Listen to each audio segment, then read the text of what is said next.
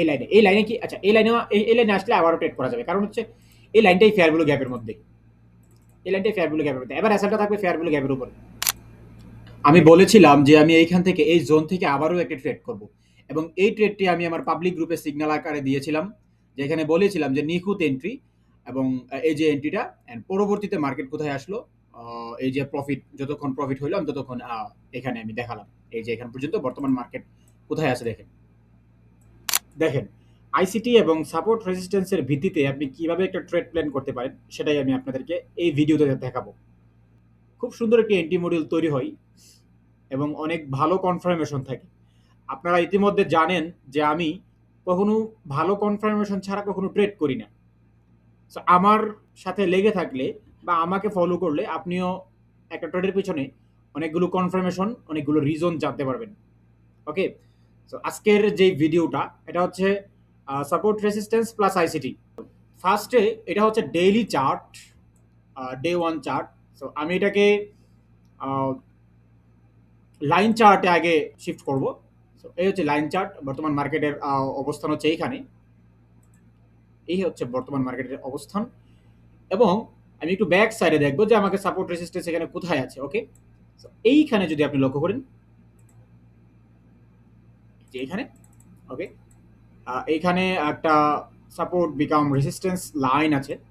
যারা এমএসএনআর বা support resistance জানেন বুঝেন তারা হয়তো এই জোনটা মার্ক করতে পারেন। সো মার্কেট কি করলো, এখানে চলে আসছে না। এখন আমি আবার ক্যান্ডেলে চলে আসবো, দেন একে এই তো ক্যান্ডেলে আসলাম, এবং এই যে মার্কেটের অবস্থানটা বর্তমান, এই যে লাইনটা ড্র করলাম এখান থেকে এখান পর্যন্ত আমি আবার সাপোর্ট অ্যান্ড রেজিস্ট্যান্স লাইনটা ড্র করে রাখবো। আপাতত এতটুকু যথেষ্ট, আমার ওই লাইনটা দরকার নেই। ওকে,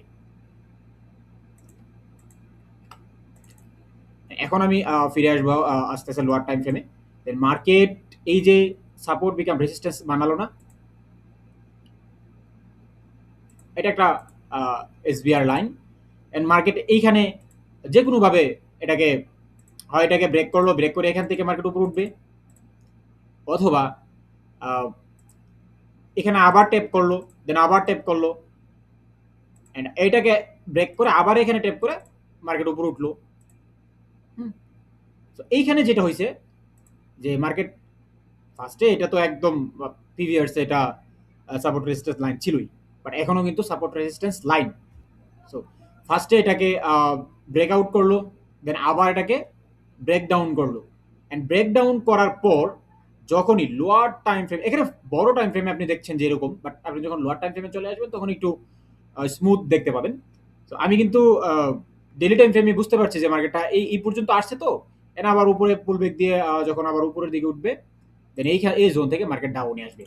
এখন কথা হচ্ছে সাপোর্ট রেসিস্ট্যান্স যারা ট্রেড করে তারা হয়তো এই জায়গা থেকে ডিরেক্টলি ট্রেড করে দিবে এবং এসএল রাখবে এখানে। এইখান থেকে ট্রেড করলে এসএল এখানে রাখলে মিনিমাম 1:3 তাদের বের করতে হলে এখানে পর্যন্ত এসএল টিপি রাখতে হবে, বাট আমি এটা করি না, আপনারা হয়তো জানেন। আমি লোয়ার টাইম ফ্রেমে এসে এসএল আরো ছোট করে ফেলবো, একদম ছোট করে ফেলবো। সো এটা কিভাবে করবো একটু আমি দেখাই। ওকে, এখন আমি চলে আসবো আস্তে আস্তে লোয়ার টাইম ফ্রেমে, 4 ঘন্টা টাইম ফ্রেমে চলে আসলাম। ওকে, এই 4 ঘন্টা টাইম ফ্রেমে আসলেন না, এখন একটু স্মুথ দেখবেন যে মার্কেট কিভাবে গেল। ফার্স্ট এটাকে ব্রেক আউট করলো, তারপর ব্রেক ডাউন, দেন আবার ব্রেক আউট করলো, আবার ব্রেক ডাউন করলো, এই যে ব্রেক ডাউন করলো, এই যে এখান থেকে মার্কেট ডাউন করতেছে। তবে এটা আমাকে আরো লোয়ার টাইম ফ্রেমে যেতে হবে। আমি আরো একটু লোয়ার টাইম ফ্রেমে গেলাম, 1 ঘন্টার চার্টে গেলাম। ওকে, 1 ঘন্টার চার্টে আসলাম।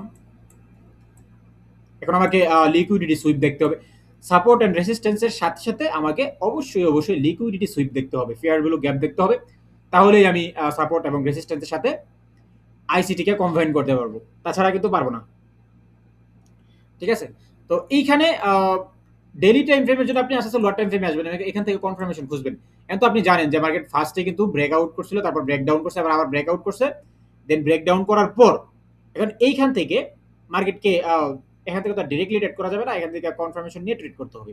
তো আমি একটু টাইম ফ্রেম 15 মিনিট চার্টে চলে আসি, এইখানে স্মুথ দেখা যাবে। ওকে, তো এই যে জোনটা, মার্কেটে যে জোনে যখন ঢুকলো, আপনি দেখেন একদম লাইভের মতনই দেখেন, হয়তোবা আমি এখন রেকর্ড ভিডিও দিচ্ছি, সেজন্য বলতে পারেন যে ভাই রেকর্ড ভিডিও তো সবাই বোঝাতে পারে।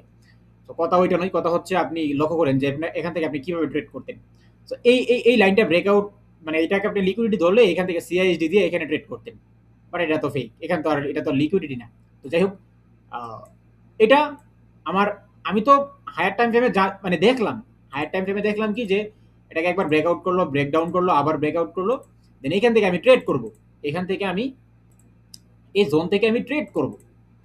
তো এই তো জোনটা, এই জোন থেকেই তো আমি ট্রেড করবো, তাই না? এইখান থেকে আমি এবার ট্রেডের লোয়ার টাইম ফ্রেমে কনফার্মেশন বৃদ্ধি করবো। সেক্ষেত্রে আমাকে দেখতে হবে অবশ্যই লিকুইডিটি সুইপ প্রয়োজন। এই যে এখান থেকে অবশ্যই বাইসেট লিকুইডিটি সুইপ করছে, এন্ড এটাই টাটাল সুপ, এটাই টাটেল সোপ। ওকে, এটা একদম ভ্যালিড টাটেল সোপ। এখন কেন ভ্যালিড টাটেল সোপ এটা আমি পরবর্তী ভিডিওতে বিস্তারিত আলোচনা করবো, যখন টাটেল সোপ শেখাবো তখন অবশ্যই খুব শীঘ্রই আপনাদেরকে এই টাটেল সোপ শেখাবো ইনশাল্লাহ। এখন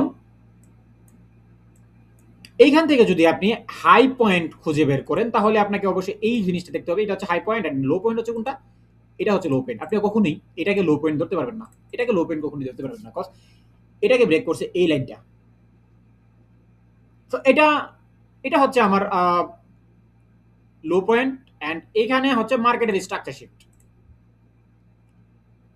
মার্কেট স্ট্রাকচার শিফট। ওকে, এই যে market structure shift, so market structure shift হয়ে গেলে আপনাকে প্রিমিয়াম ডিসকাউন্ট জোন বুঝতে হবে। সো আমি প্রিমিয়াম ডিসকাউন্ট জোন করার জন্য জ্ঞান বক্সটা ইউজ করবো। এন্ড আচ্ছা আচ্ছা, এখানে আরেকটা পয়েন্ট আছে, আমি যে এটা হচ্ছে হাই পয়েন্ট, এটা হচ্ছে বাম দিকের লো পয়েন্ট। মনে রাখবেন, এই লো পয়েন্ট হাই পয়েন্ট গুলা মনে রাখতে না পারলে কখনোই মার্কেটকে রাইট প্রেডিকশনে আপনি নিয়ে যেতে পারবেন না। ঠিক আছে, প্রফিট করতে হলে আপনাকে অবশ্যই সঠিক একদম হাই লো গুলা মার্কিং করতে হবে। সো এটা হচ্ছে হাই, এন্ড বাম পাশের লো হচ্ছে এখানে। সো বাম পাশের লোটাই তো মার্কেট স্ট্রাকচার শিফট। এখন আমাকে ডান পাশের লোটা দেখতে হবে। ডান পাশের লোটা কোথায়? এই যে ডান পাশের লো হচ্ছে এখানে। এটা কিন্তু ডান পাশের লো না, এটা হচ্ছে ডান পাশের লো।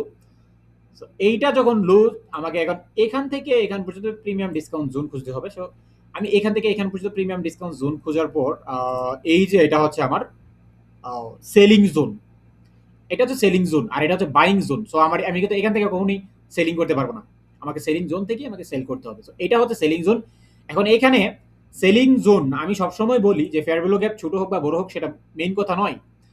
মেইন কথা হচ্ছে আমার সেলিং জোন থেকে আমি সেল করতে হবে, বাইং জোন থেকে বাই করতে হবে। সেলিং জোনের ফার্স্ট ফেয়ার ভ্যালু গ্যাপ আমাকে মার্কিং করতে হবে। সো এই হচ্ছে আমার first fair value gap, first fair value gap, এবং এই হচ্ছে আমার সেকেন্ড ফেয়ার ভ্যালু গ্যাপ, এই হচ্ছে আমার সেকেন্ড ফেয়ার ভ্যালু গ্যাপ। এখন এখানে আপনি ট্রেড করতে পারবেন, এখানে আপনি ট্রেড করে ফার্স্ট ফেয়ার ভ্যালু গ্যাপ আপনি ট্রেড করতে পারবেন। অবশ্যই আপনাকে এসএলটা দিতে হবে কোথায়, একটু পজিশনারি এসএল দিতে হবে, এবং এসএল কোথায় দিবেন সেটা আমি এখন দেখাচ্ছি। তো এখান থেকে আপনি ট্রেড করলেন, আমি এখন যে এসএলটা দেখাবো এটা সবসময় ইউজ করবেন। তো আপনি এখান থেকে ট্রেড করেন, এন্ড এসএল কোথায় দিবেন, এই যে হাই পয়েন্ট থেকে লো পয়েন্টে আপনি ফিবোনাচি রিট্রেসমেন্ট টুলটা ড্র করেন, ফিবোনাচি রিট্রেসমেন্ট টুলটা ড্র করেন।